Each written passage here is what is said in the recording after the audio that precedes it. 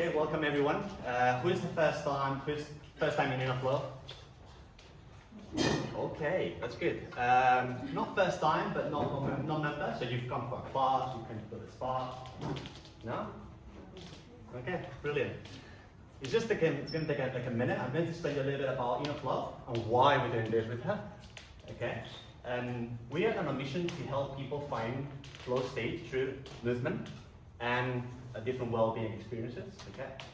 In the journey to find what worked and what can help people, we were all the time trying to melt what a holistic approach based on science, tools, but also ancestral practices can help and melt to create experiences, classes, challenging trainings to help people to find flow state through movement, through breathing, through sound and meditation. Okay, we were always trying to find what tools were working from the scientific perspective to help people be well physically but also mentally, to be more present in the practice when they are training, when they're living. But at the same time, we were finding ways to help people that science still couldn't find the whole reasoning behind it. But we had glimpses of what could be working through those ancestral practices, okay?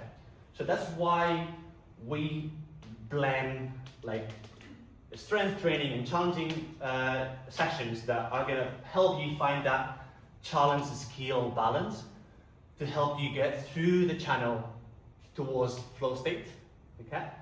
But also those introspective practices that can help people find the inner self or understand a little bit more the inner self to help them get through that journey of inner growth, self-development, understanding, community, and things that happen that sometimes we don't have the whole explanation, although she might has some more theories and things that she can explain and exchange with us.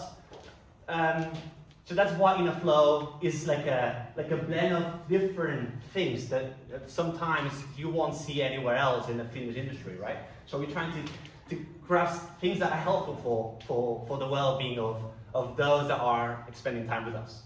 Okay. So I want to thank Natasha for being here.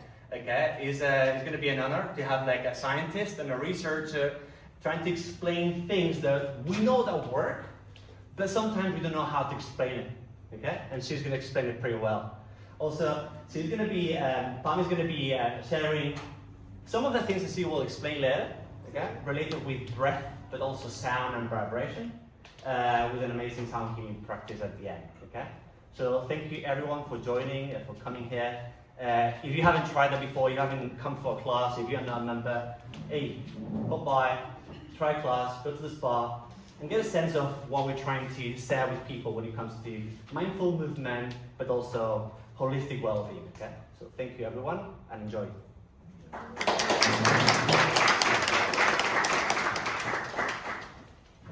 Hi everyone, thank you so much. Thank you Alberto for the wonderful introduction. Thank you for being here today. My name is Natasha, and I'm a research scientist in the intersection of quantum physics and neuroscience, and I'm absolutely honored. It's an honor, joy, and pleasure to share the current trends and status quo with you today. So we're gonna start by grounding ourselves together. Pam is going to take us through a bit of a breath activation so that we all kind of cohere in the same wavelength. Hello everyone, my name is Pam. So we just take a moment to ground. So I would ask you to perhaps close your eyes a moment. Now feel yourself grounding into your sitting bones, into your seat. Now from here we will start drawing our shoulders all the way up as we inhale through the nostrils. And releasing to the mouth, releasing the shoulders as well. Inhaling up and let it go. One more, inhale and let it go. And now relaxing your facial muscles, allow your chin to drop down to your chest. Focusing your breath now into your mouth. Exhaling deep and long. Inhale. And let it go. Let's go for a few more. Inhale. Exhale. Breathe in. Breathe out. One more. In. Y suelta. We will take one more to hold in the air. For 5, 4, 3, 2, and let it go slow. And now try to find your nostril breathing. Inhaling into the nostrils.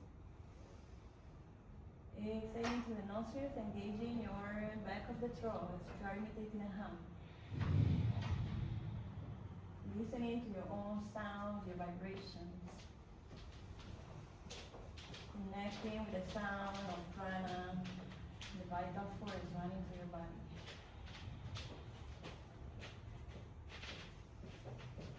In each moment, know that your breath is your anchor. Taking a moment to set an intention, perhaps as you connect with your heartbeat.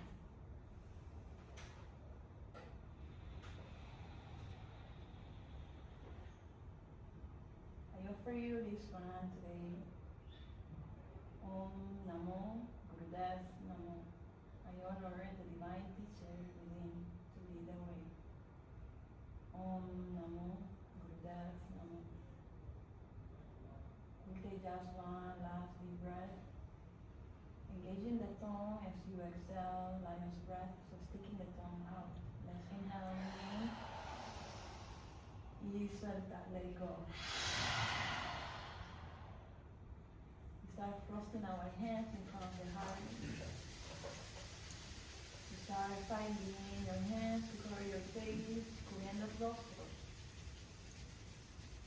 Start to blink your eyes, allowing the doors of your soul to open, your eyes to blink, relaxing down your hands. Now we prepare for the presentation of Natasha. Thank you, guys. Thank you so much.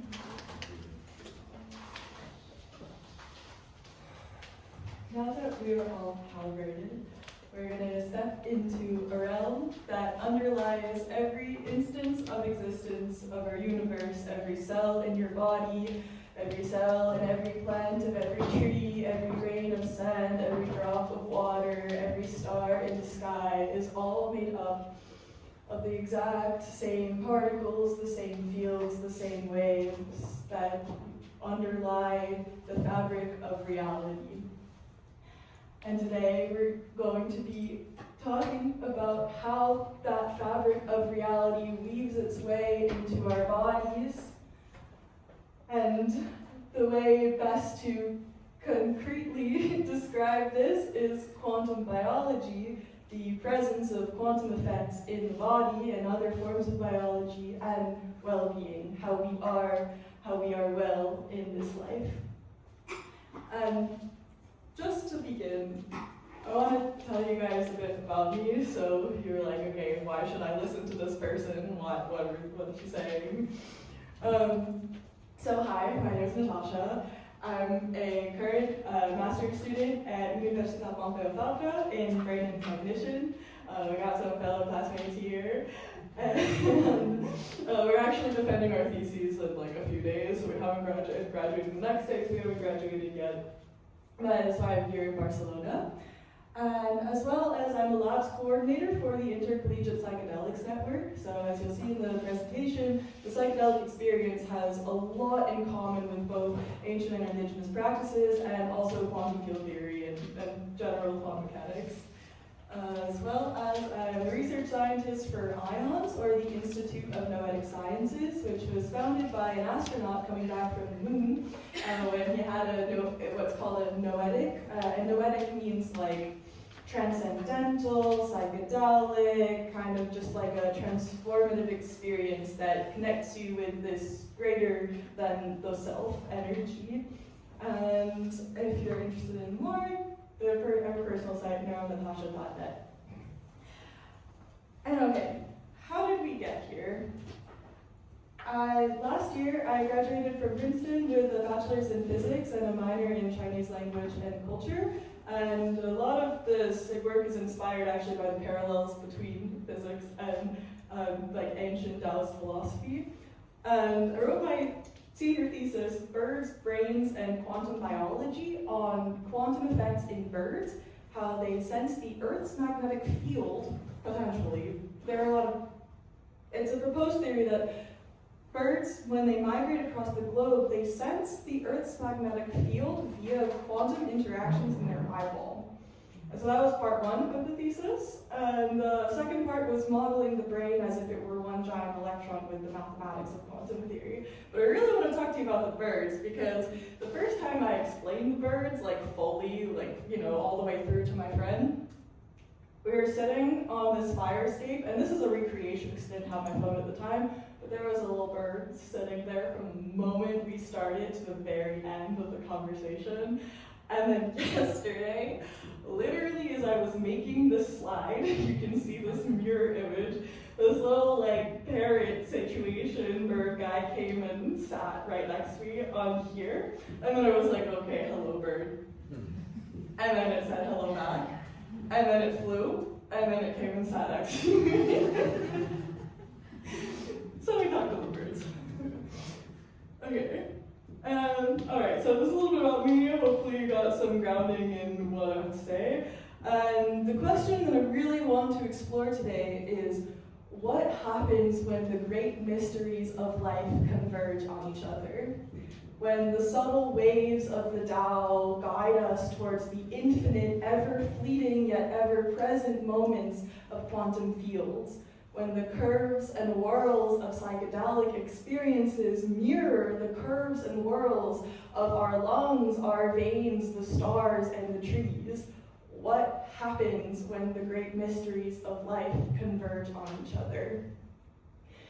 We begin to see trends in the way things behave, patterns in the way things function, and in our endless pursuit to quantify their expression, we find ourselves at the geometric representation of interdisciplinary junction.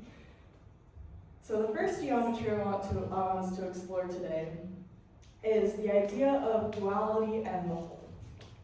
How many of you have seen this image before? See, yin-yang, the classic ancient Taoist of Confucian symbol of the good, the bad, the good and the bad and the good, and together, while they're two polar opposites, they make a whole, right? And we see this in one of the fundamental pillars of modern physics, which is a magnet. A magnet has a north pole and a south pole, and the magnetic field that arises from a magnet goes from north to south, right? And if you were to, if you know the answer to this question, don't answer, but if we were to cut this magnet in half, what do you think would happen? I heard, wait, so first person to speak up. Not quite. I think maybe Patchy it'll go like, magnets. they will go to each other to the other side. Almost. Alberto had something in the back, two magnets, exactly. What happens is if you cut the north and south pole in half, you just get more magnets. You can't have a north pole, you can't have a south pole. You can only have a north and south pole together, creating that field so that it comes back together. It's the same thing as yin and yang. You can't have them separately. One does not exist without the other, but yet they are two distinct things. Duality to create the whole. One of my favorite images of all time is the first image of two entangled photons. A photon is a particle of light. It looks like a yin yang. So there's there aren't very many metaphors that are greater than this one for the appearance of ancient and indigenous symbols showing up in modern physics, but we can try. All right, the second example, the geometric example I really want to sink in is harmonic patterns of nature. Raise your hand if you play an instrument, or you've played an instrument, or you sing, or you have some type of musical training. Okay, brilliant, wonderful. So in music, we know about harmonics, right? They're called standing wave patterns. It happens when you have some type of boundary here, like a tube or a string, or the strings on a guitar. And the sound of the wave that we hear literally is based on the configuration of where these two ends are. And so this first thing that we see is cymatics. It's the pattern that water makes when you play sound under it. And all of these patterns, these eagle-like wings at the bottom and the rest flowing around, these are what's called a harmonic pattern of nature. And this is what we see in water specifically. This tapestry is a woven tapestry from the Shipibo people in Peru. They're one of the first indigenous groups in Peru, known for ayahuasca ceremonies. And while the Shipibo have been co-opted a lot recently in modern history, they have a long history before we in the West came and discovered what they're up to, and particularly in avoiding Spanish colonization. And so one of these practices, which is specifically done by women in the community, is to weave the sound that is seen and felt and heard during ayahuasca rituals into a visual tapestry for people to see. And I urge you to look at, or to kind of feel how similar the shapes and patterns are of these visualization of sound with the actual observed visualization of sound in water. And then finally, these are what's called the wave functions of helium atoms. And a wave function, which is something we'll get into in a bit, is the mathematical object, or the physical object, depending on which interpretation you subscribe to, or if you subscribe to one at all, of how fundamental particles or fundamental atoms like helium show up in the world. So we have water and sound, we have the Icaro tapestry, and we have helium wave functions. 3 different fields, all converging on each other in their geometry. And now I really want to explore how this geometry is felt in your own bodies. So Pam is going to do a sound session for us, and during this session, I really want you guys to feel that this picture right here is what is happening to every single cell in your body.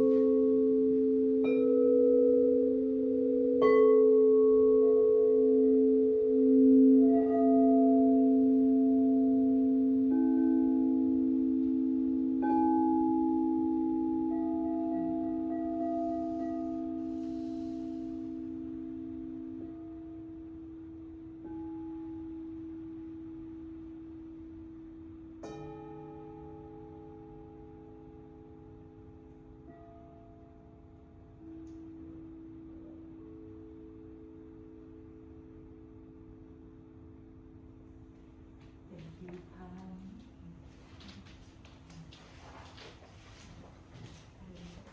you, guys. Okay, so now I'm going to start some vibrating. Let's keep going.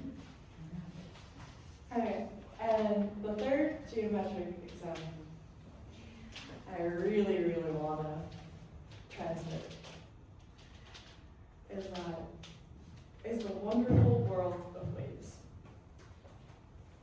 This image right here is our best visualization of what these particles look like. And this is the ocean, or the sea, or any body of water with standing waves. And so, understanding that the fabric that composes not just every single cell in our body, but every single component of our universe looks and acts and behaves a little bit more like ocean waves, kind of sets the picture for all of the different properties of this matter to follow. So these are some explicit parallels that I want to draw here between three different schools of thought. Or not schools of thought, so to say, but three different realms of experience.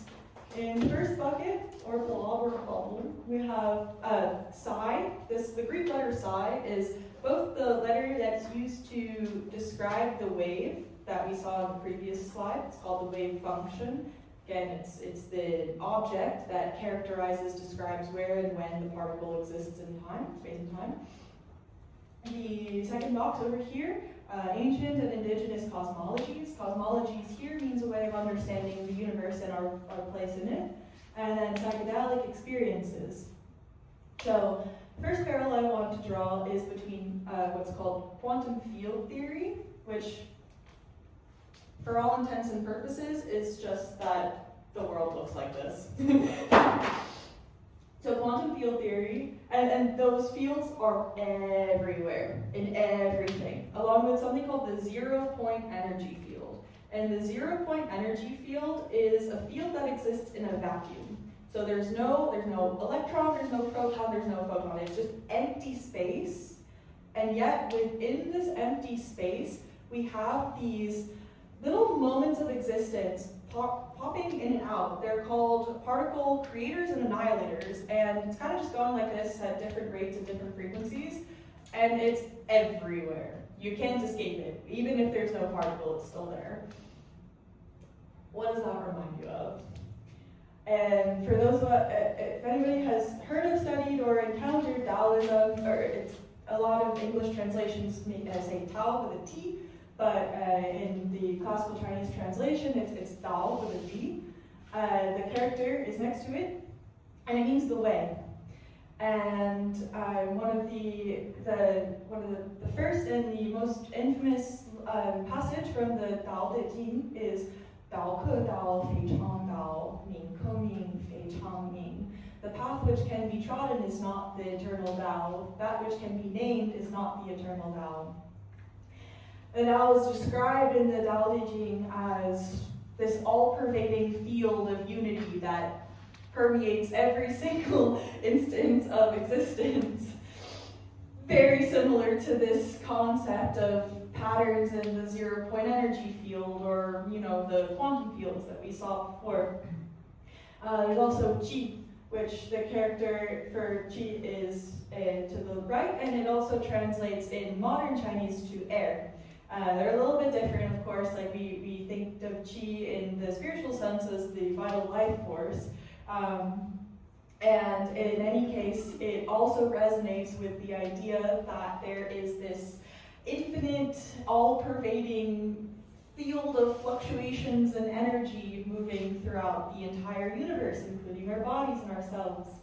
And this correlates quite well with the oneness felt during psychedelic or meditative experiences, where boundaries dissolve and all of a sudden we become one with the entities in the universe around us.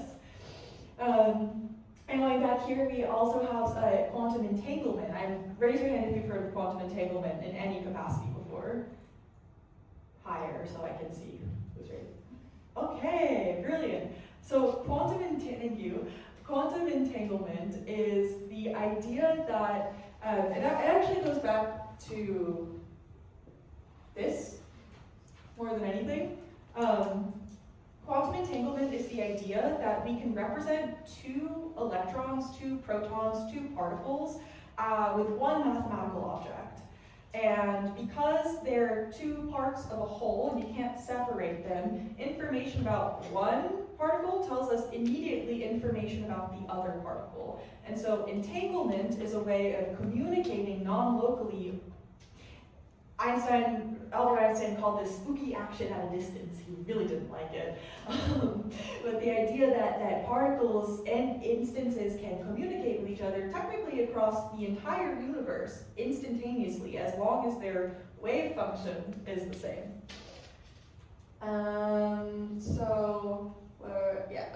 So in Amazonian traditional knowledge systems, this shows up as communication with other species, other entities, right? Like many cultures that are not in like, it's called weird, Western educated, industrialized, rich and democratic.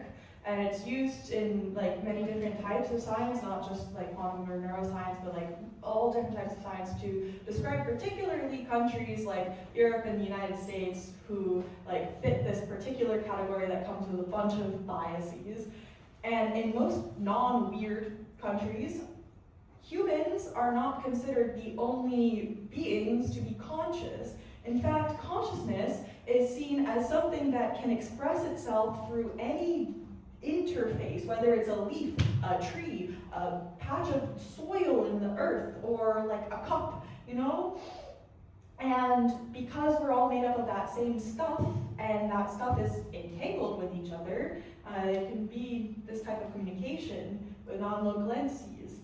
And this, maybe doesn't exactly know how to, but I want to put it in there anyway. This is not recorded, don't worry, the camera's only on me. So who in this room has ever had a psychedelic experience? Excellent. So in these experiences, you've almost certainly experienced some shedding of the ego, some shedding of the identity, some connection deep into these fields where you realize, oh shit, it's actually all just waves, it's all fuzzy. And you kind of let go of whatever that like shell was that was holding you back. And that again is so reminiscent of this idea of non-local communication and tapping into this this thing that unites all three of these, which is an all-pervading universal source energy. Okay, so if modern physics is the language that allows us to translate these transcendental experiences into words and symbols that we can truly feel and understand, then the common thread that we keep coming back to is that every single thing, for the most part, every single cosmology, every single religion, every single philosophy, every single finding of modern science, it's all coming back to the same thing. So what is quantum mechanics? We're running another hand raise here, okay? Raise your hand if you have had any formal quantum mechanics training. We got one.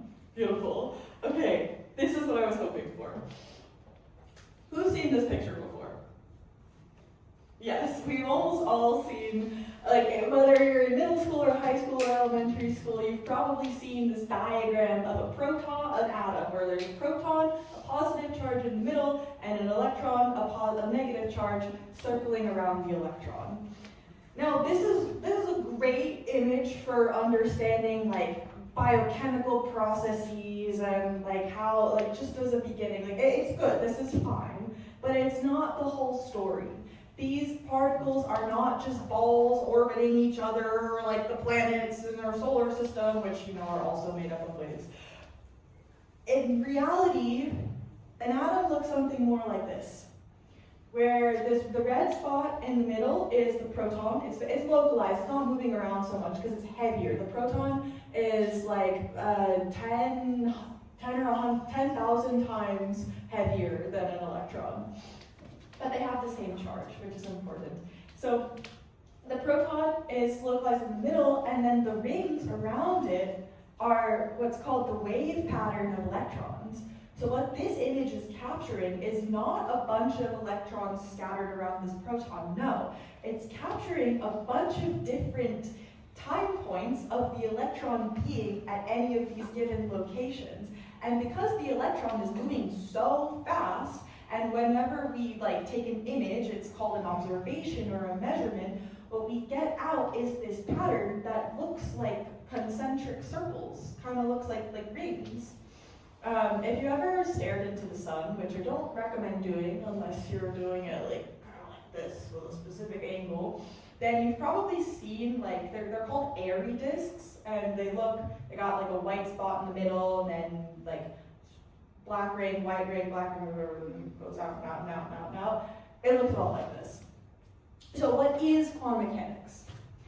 Very simply, quantum mechanics describes matter, energy, and information, and an important thing to note is that these matter, energy, and information are all equatable with each other as probability distributions, so a probability distribution is okay, the particle has chance A of existing here, chance B of existing there. So all these things are probability distributions whose shape happens to take the form of a wave. And distributions, the same way you can roll a die, you can flip a coin, you can measure the distribution.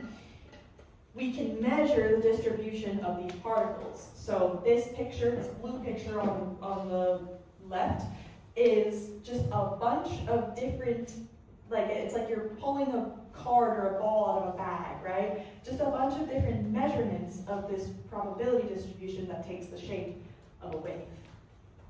Also, we're going to have a 30-minute Q&A session at the end, but if I'm talking and you have a burning question, please raise your hand, because I really want to make sure that the information is communicated.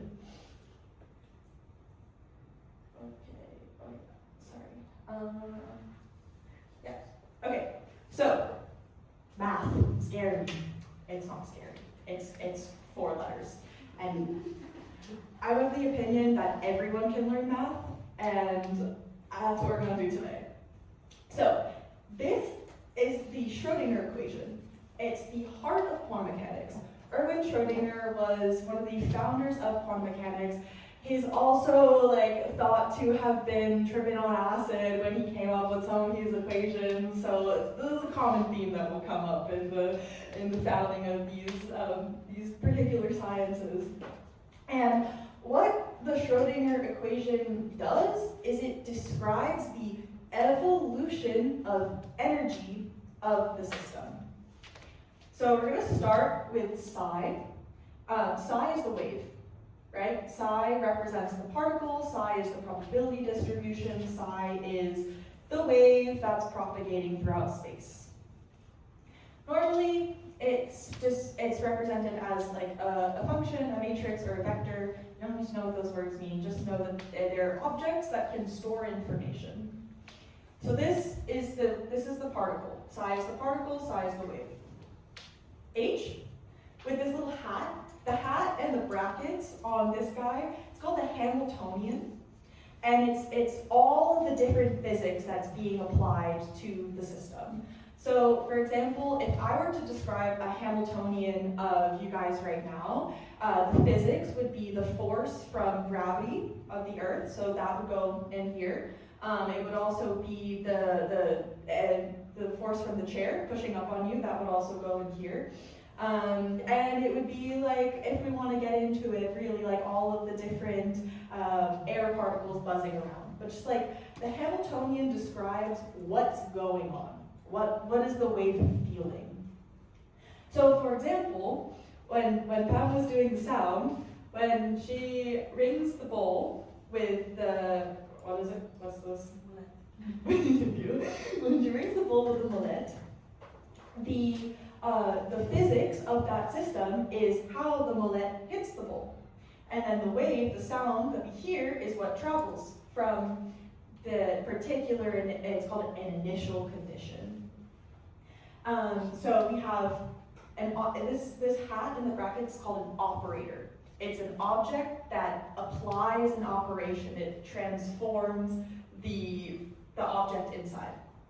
And so the physics transforming the wave spits out on the other side the energy of the wave times the wave itself. You don't have to understand like all the mathematical details behind like why we have an operator that is applying some physics to a function and spitting out the function itself but multiplied by something. But the general intuition is that this type of physics stretches the original object. It doesn't change it completely, it just morphs it so that we see how it transforms across space and time.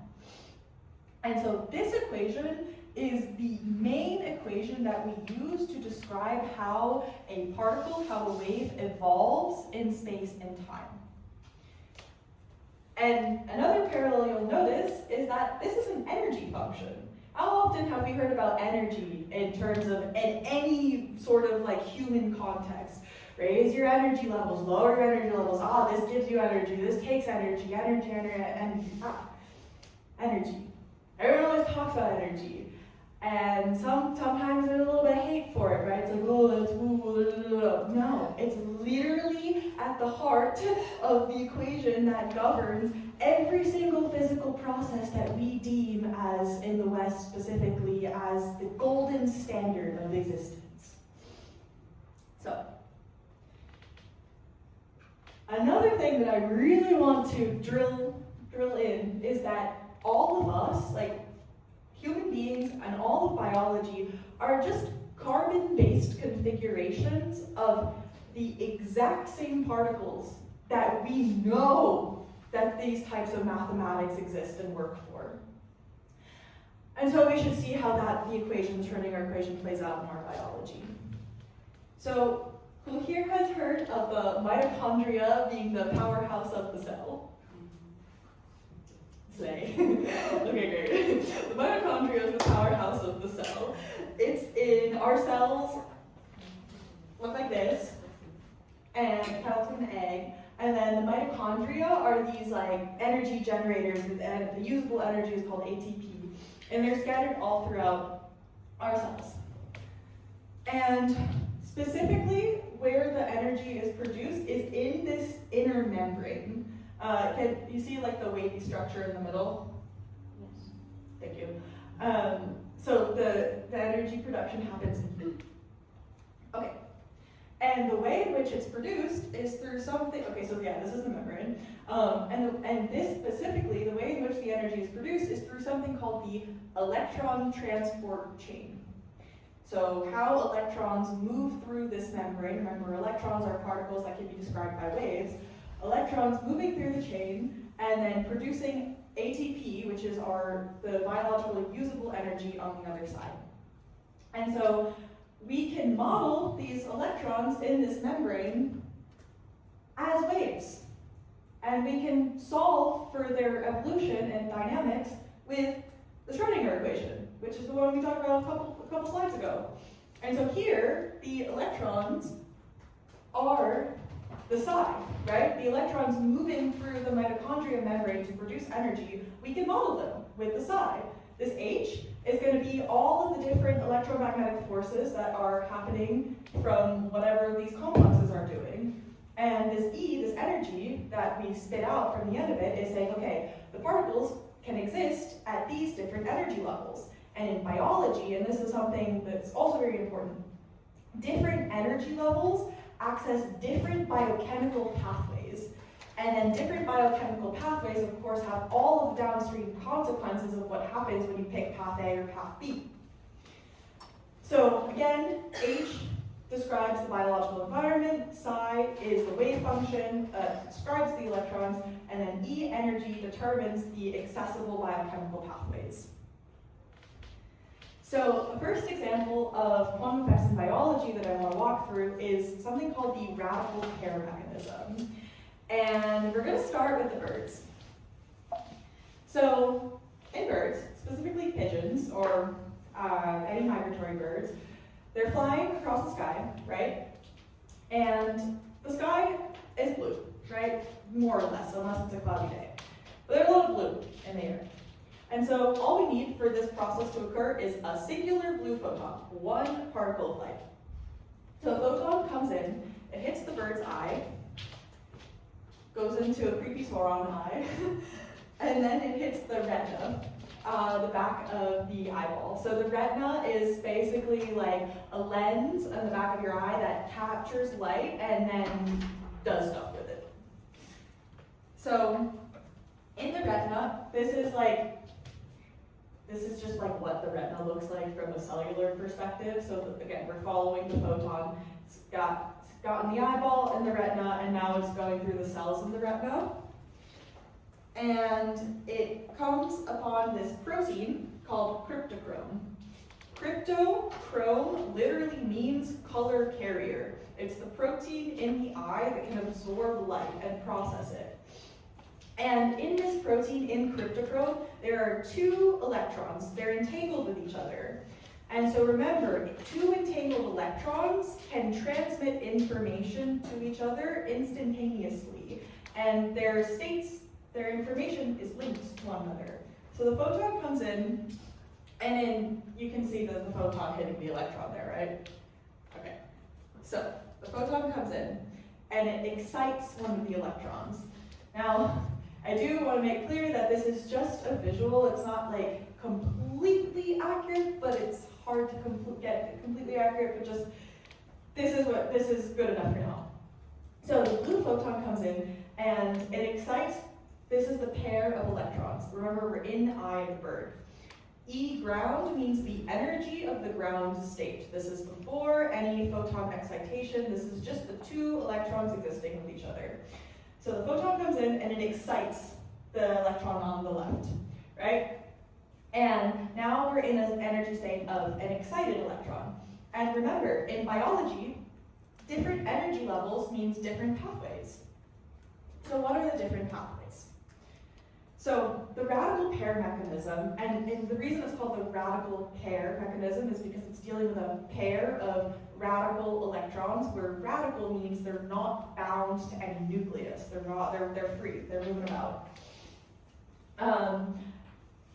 In birds, what happens is if we model these two electrons with the psi, remember psi is the wave, psi is the object that describes how the particle moves, then the physics that we put in this H to describe how it will evolve in space and time comes from the strength and direction of the Earth's magnetic field. Okay? This is crazy. We're in the eye of a bird. And two electrons, and again, there's more than two electrons, but like bunch of pairs, but we're focusing on one of these pairs.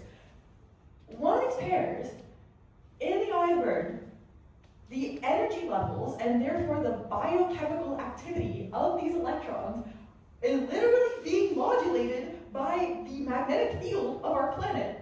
And then the different pathways, because again, different energy states have different pathways, are telling the bird, go left or go right. The pathways in the retina are connected to the optic nerve, and so again, these processes are literally changing the signal that gets sent down the optic nerve, and then what the bird sees, we think, is literally an overlay of the Earth's magnetic field, as if the aurora borealis were constantly present in the visual field of this bird. And this is happening specifically at the quantum level, because the Earth's magnetic field is modulating the wave structure of these particles. It is a quantum effect. It is not classical. You cannot explain that with classical physics. And interestingly, the same thing happens in cancer cells. If we go back to this example, the mitochondria, we know that this process is producing energy for the cell, right? And in cancer cells, there's a specific effect called the Warburg effect. And the Warburg effect is where cells rely too heavily on a process called glycolysis. Glycolysis is the breakdown of glucose to produce energy, rather than the breakdown of oxygen. Glucose is fast, cheap energy. Oxygen is long, stable energy, or long, expensive, but still stable energy. And so cancer cells rely too heavily on the breakdown of glucose or glycolysis. And the origins of whether the cell chooses glucose or oxygen start here in the electron transport chain in the mitochondria. Birds, right, okay.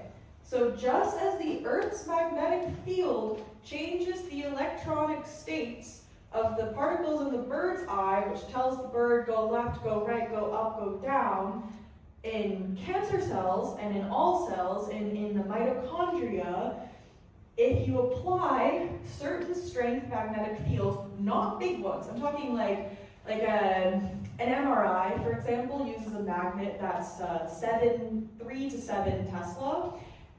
It's actually a huge magnetic field, like that's why they tell you to take out all your jewelry, because it will like into the magnet.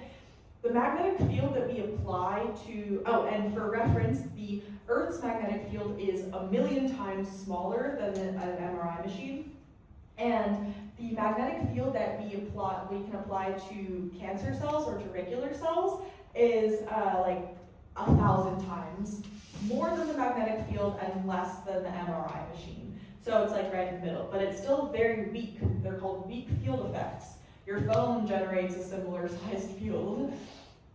So what happens is we have these cancer cells. Remember, the Warburg effect is these cells is that they rely too much on glycolysis, they rely too much on glucose, which happens if the electrons moving through the electron transport chain don't make it through.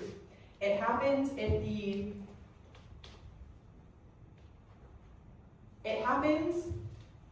these guys going through this chain doesn't work. It goes to like a different particle or something. And in this particular mechanism, the two pathways that are affected by the field of these two electrons moving through the membrane are specifically the pathways of the electron doesn't make it through and produces something called ROS, or reactive oxygenated species. It messes up the electrochemical balance of the cell, or it makes it through. So the same mechanism that allows birds to migrate across the globe using the Earth's field as a compass is the same mechanism that can turn on or off the process in cancer cells that keeps them being cancer cells. This is going to come back later. The take-home message from the radical pair mechanism is that light can excite particles such that magnetic fields influence downstream biochemistry. This is very general, and it's for a reason. Is this like related to that they say that it's important first thing in the morning to get like 20 minutes of sunlight? Is it like to get this going on? Mm-hmm. Say, like is it related to that, like, or? I don't know for sure. I think some theories could say yes, right? Because it's about creating these waves, so I can imagine you wake up, boom, you get the light. Yeah. And then this process where you're talking about starts. So we're actually going to get into red light, because in the morning the red light is what's the most important for kickstarting these processes. And one of the implications of this particular mechanism is the next slide of what could this mean for red light therapy, right? Like InnerFlow, in the spa, we have red light therapy, and it shows up everywhere. Like red light, the sun has red light therapy in the morning. That's when the red light is the most there. And if light can excite particles so that magnetic fields can influence how the particles move, then is it possible that red light is exciting the electrons in our cells such that maybe the Earth's field, maybe our endogenous fields, maybe like some strength magnetic field is modulating the processes, pushing it towards a more healing pathway? The current theories of red light therapy only focus on the light being absorbed by those different cells, the components of the cells, but there haven't been too many studies done on whether a magnetic field modulates cells and electrons after red light, but it's definitely something to consider. So next time you're in the sun in the morning, or you're in the spa and you're relaxing, ask yourselves, like, oh, are you, what's going on? Or you can talk to yourselves, they're fun. The second example, and the examples here are of mechanisms, they're processes in biology, is called proton tunneling and enzymes. So tunneling is a quantum mechanical effect that essentially says, okay, because the particle is a wave and not a particle, not a ball, like seen here, it can move through barriers, right? Like, it's crazy. It's as if I'm a quantum particle, then I can move through this wall without any destruction to my being. And enzymes are biological catalysts, right? So enzymes are they're proteins that help processes occur. And the typical mechanism of this happening in any enzyme in biology is you have the enzyme, you have the lock and the key model. If you, like, normally in most biology courses they go over this. So like something binds to the enzyme, and normally that binding process occurs via a proton or a hydrogen or an electron transfer. So molecule A takes a particle from molecule B. And my thesis advisor in undergrad actually showed that it is not just theoretically but experimentally possible and plausible that during this process, and enzymes are so important because they speed up biological reactions and we wouldn't exist without them, that during that transfer of particle, when the substrate binds to the enzyme, we have something called quantum tunneling, which is where the proton that's transferring to the enzyme literally waves its way through the boundary. The best visual image is here, where the particle starts on this side and ends up on this side, because it doesn't travel over or through the barrier as a ball. It travels as a wave. And because it's a wave, and because the wave is a probability distribution, there is a probability that the wave exists on the other side of the barrier. It's smaller than existing on the first side, but it's still there. And so there we see, and I have a bunch of resources at the end, so if you guys are curious, maybe we can share the slides, but in any case, if you're interested in the papers, they're linked here, show that you cannot account for the rate of biological processes that happen in enzymes unless you account for tunneling. And this is also proposed to occur in ion channels. And ion channels are everywhere. They're like the signaling mastermind of our bodies. For example, your neurons fire because ion channels open and close, and ions move through these channels. And it's thought that in these channels, particles can also tunnel, wave their way through. So the next example, what's going on? The next example that I'm really excited to tell you about is random number generators and global consciousness. So IONS, the Institute of Noetic Sciences, is the institute that studies this most prominently. They recruited me for research after my senior year of undergrad for the work that I did with the birds, trying to apply that to what's going on with the global consciousness. And it's so interesting, random number generators specifically are so interesting because they're such simple systems that tell us so much about the functioning of society. So random number generators, or RNGs, are computers whose only job is to generate random numbers, zeros and ones, coin flips, right? And if you have a random number generator, you expect 50% zeros, 50% ones, 50% heads, 50% tails. But what we see, and this is from 20 years of research from something called the Global Consciousness Project, which has a bunch of these, like I think like 200 or 70 or something, like a bunch of random number generators scattered throughout the globe. During moments of global and societal significance, specifically around like New Year's, there was one the Pope died, Christmas, Halloween, like massive scale events, we see that these random number generators all of a sudden start to produce bias. Bias means like 60% zeros, 70% ones, but just like greater than chance. I'm gonna say that again. During global periods of cohesion, random number generators whose only task and only hard-coded information is to produce random zeros or random ones start to produce bias. So 270 places all over the world, how are they getting these numbers? Like what is the source of measuring? In these particular computers, they're classical computers, so it's literally just did the electron go through the wire or did it not go through the Exactly, wire? like it's random. Okay. Exactly, which is why it's so weird.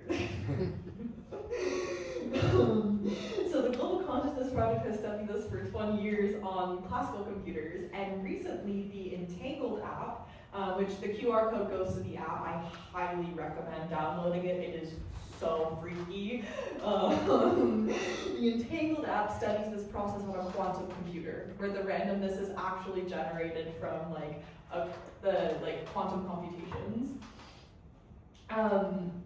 And so with the Entangled app, it's really cool because the only information that this app knows is that you exist, right? It just like when you sign up for the app, you give them your phone number and your email, and then they just create a bit for you on their computer. They say, okay, like Quilla has a bit on the computer, and this is Quilla bit, but it doesn't it doesn't know anything about you. It just knows that you're there.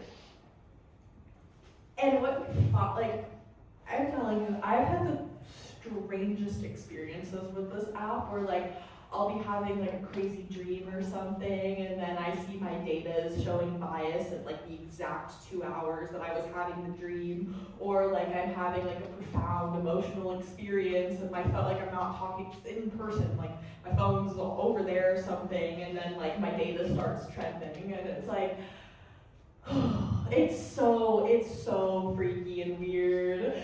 And so I wanted to test like the statistics of this, so I reached out to the guy who, his name is Adam, has also worked with ions and created the app. So I reached out to him and I was like, hi, I really want to do an experiment on the statistics. Can you please send me the data?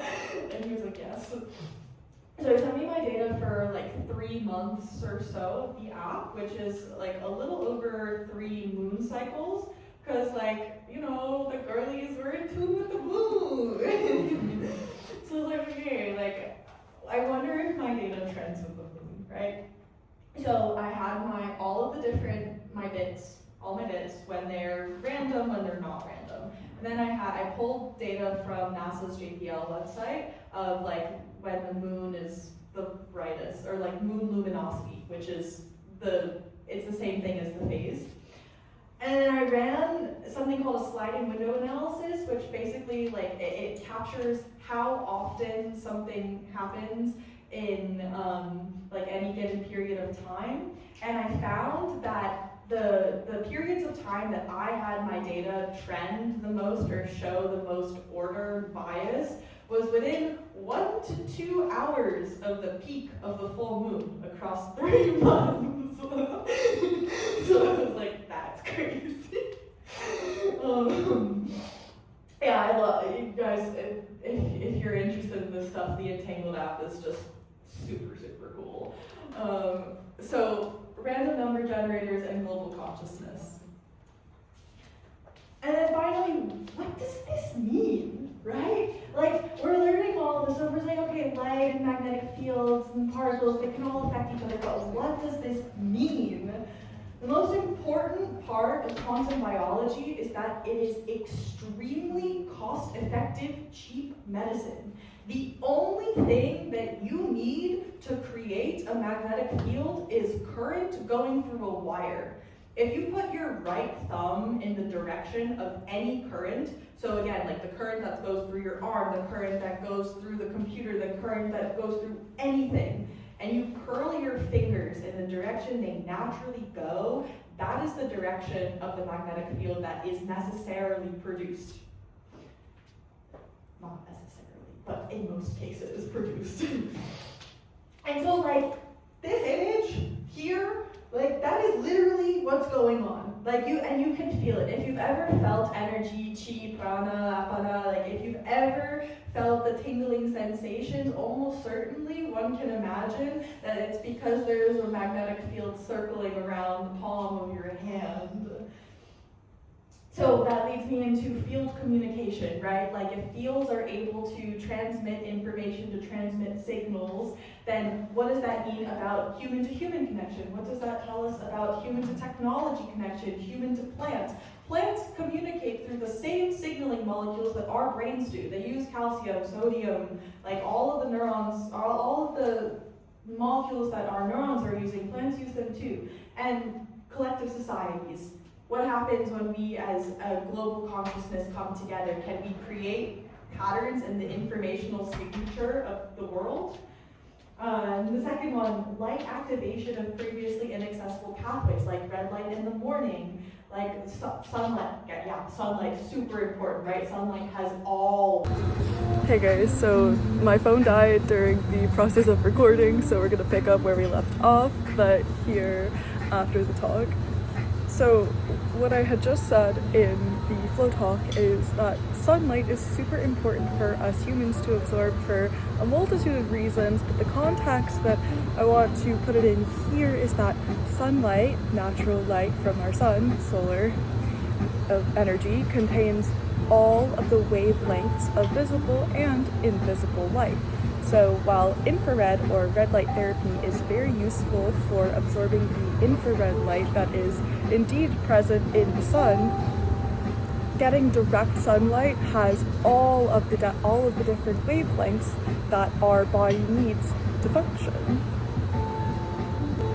All of this to say, if radical pair mechanisms are indeed being activated by various color wavelengths, then absorbing sunlight, which contains all of them, is potentially activating all of the different healing pathways that we need to properly live.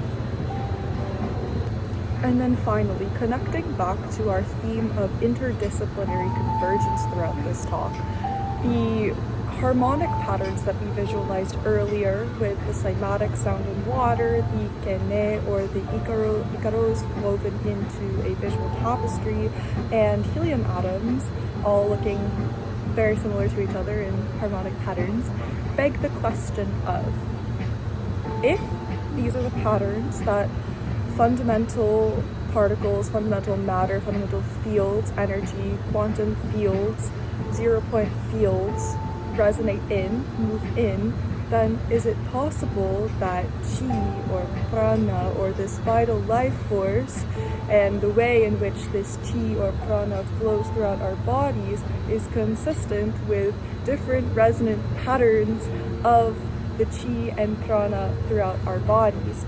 Could we, for example, find the harmonics of chi, the harmonics of prana, and would these harmonics of chi and prana be similar to the harmonics of, for example, the quantum fields within the cells of our bodies?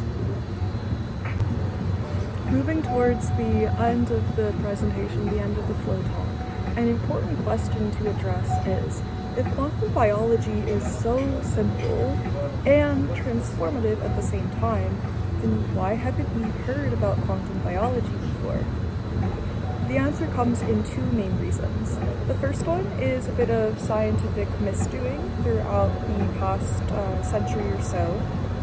Starting in 1938, a scientist named Pascal Jordan proposed that perhaps DNA replicates due to quantum processes deemed like attracts like. So different resonance patterns of the quantum wave functions of different DNA molecules will attract one another, and that's how DNA copies itself. And then when Rosalind Franklin and Watson and Crick discovered the double helix structure of DNA through the photography, this Pascal Jordan's theory was kind of thrown out, but so was the entire idea that quantum effects are relevant for biology. So this is a case of throwing the baby out with bathwater. Then in 2000, another scientist named Max Tegmark decided to do some computations on microtubules, which are the fibrous structures that compose our neurons and other types of cells, and are proposed most famously by Stuart Hameroff and Nobel laureate Roger Penrose to host quantum computations. However, Max Tegmark in his computations came to the conclusion that this is biophysically infeasible. However, in his computations, there were many system and environment errors. He did not include any of the electrochemical coupling that is present in these microtubules, nor did he account for the water that surrounds the cells. And that being said, it was another blow to the field of quantum biology as a whole. And a couple of years later, scientists and physicists Jack Tazinski and Stuart Hameroff, among others, corrected these computations, and there are plenty of papers out there now if you search either of their names. And the second reason that we haven't heard about quantum biology before is none other than a CIA smear campaign. Like many powerful technologies, the Central Intelligence Agency, along with other branches of the government, such as the NSA and the FBI, were highly interested in the implications and the applications of quantum biology. So in the 60s, during the Cold War, there were these experiments going on in Northern California at the Stanford Research Institute, looking at how quantum entanglement could potentially be an explanation for something called remote viewing, which is non-local communication where a conscious agent, a human being for these intents and purposes, is able to discern information that they have no possible access to.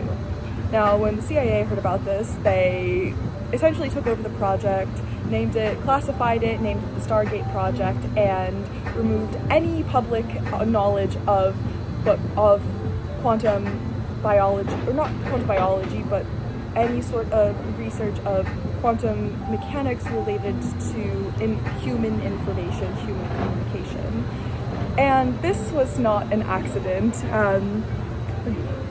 The political reasons teamed up with scientific reasons, and when the Stargate Project was disbanded in a couple decades later, the CIA kept it classified until the 90s, and Cold War politics caused very prominent quantum physicists, some of the founding fathers of quantum mechanics like David Bohm, to get exiled from the United States. And part of this is because these intelligence agencies knew that the power of what it means to harness quantum technologies for human flourishing or human destruction. And this political landscape and scientific landscape combined forces such that quantum biology has been suppressed essentially since the early 2000s. However, now quantum biology has returned, and it has returned bigger and better than ever.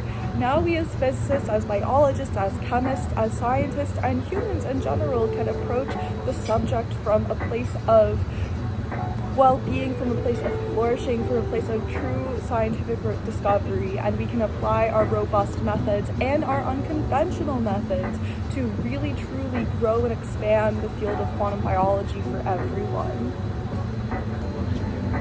So I'd like to share with you guys some of my current projects that are on the mission to do exactly this. The first one is with IONS, the Institute of Noetic Sciences, and it's called A Formalism for Conscious Agent Influence on Quantum Random Number Generators, and it explores the mathematics explaining how we can observe what we see in the Entangled app that we talked about earlier in the talk. The second one is Turtles All the Way Down, Mitochondrial Radical Pair Mechanisms as Quantum Origins of Metabolism. And this looks at radical pair mechanisms validated and verified in 2 different experiments, well, more like 3 different experiments in the inner membrane of mitochondria. So the first example that we learned about earlier in the talk as well. And then this is not exactly quantum biology, however, it is relevant to the space, which is called a canary in the mine.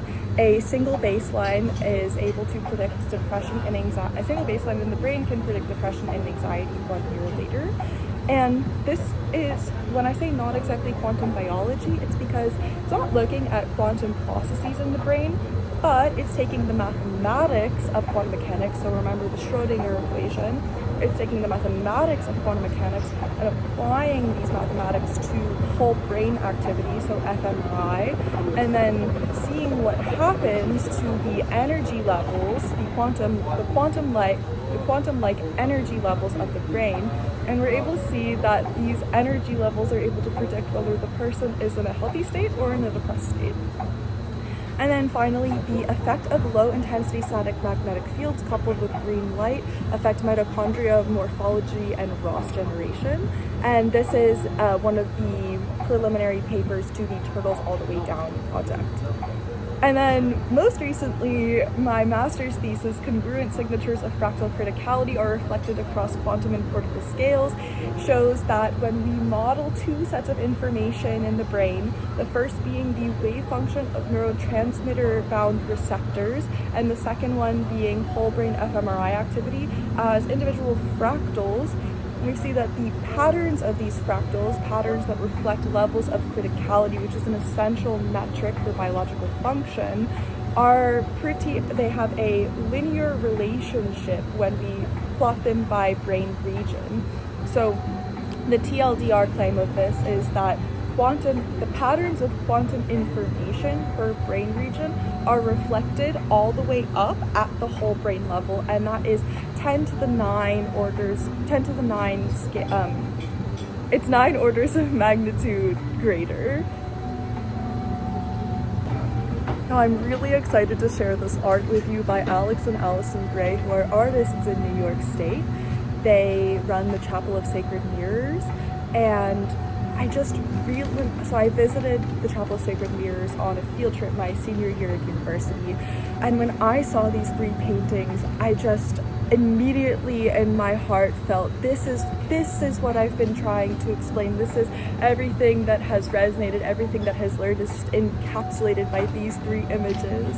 Yes, we are humans, and yes, we are these individual beings, but we are also just human-shaped instances of the same underlying fields as everything else in the universe. If you like this type of art, I highly recommend checking out their art on Instagram, other social medias, or just their website, the Alex and Allison Gray Chapel of Sacred Mirrors. And finally, here are some resources that I highly recommend checking out.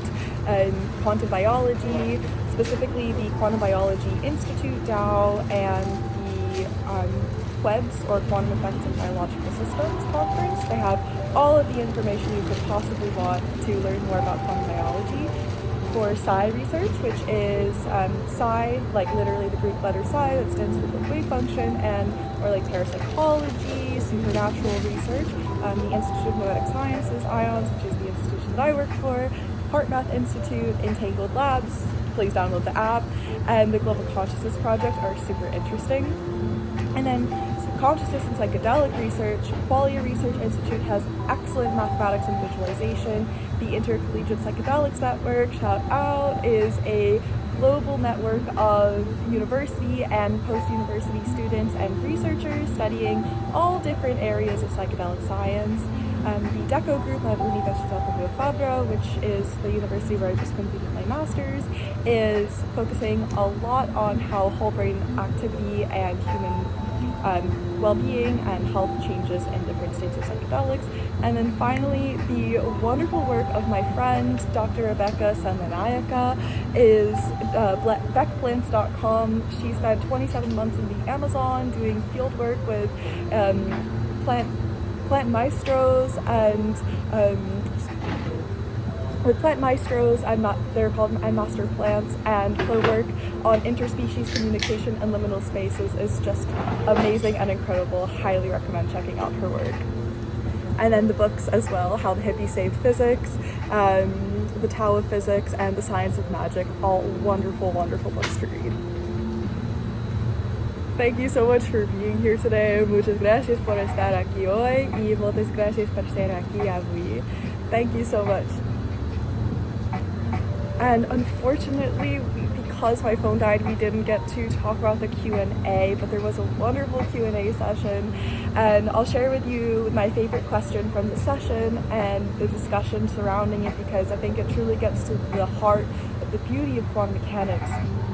So, a wonderful audience member asked, what in my course of study of quantum mechanics, what is one thing that has blown my mind? And my answer to her was the double slit experiment, specifically the observer effect of the double slit experiment. So the double slit experiment is one of the founding experiments of quantum mechanics. And what happened was scientists took a laser of coherent light, which means the same wavelength, and they put it through a wall with a tiny, tiny, tiny little slit, the size of essentially the wavelength of the light. And what happened when they shone the light through one slit is you just get a bunch of dots on a screen on the other side, exactly as you expect. Now, what's crazy is that when you put two slits very close together, very small slits, but still two, what happens is you see something completely unexpected. From the one slit, what we expect is two strips of light on the screen, but instead what we see is something like a wave, and it's called an interference pattern, and it was just a spread of light pictured here for your visual purposes. Because this is one of the first clues that light behaves not just as a particle but also as a wave.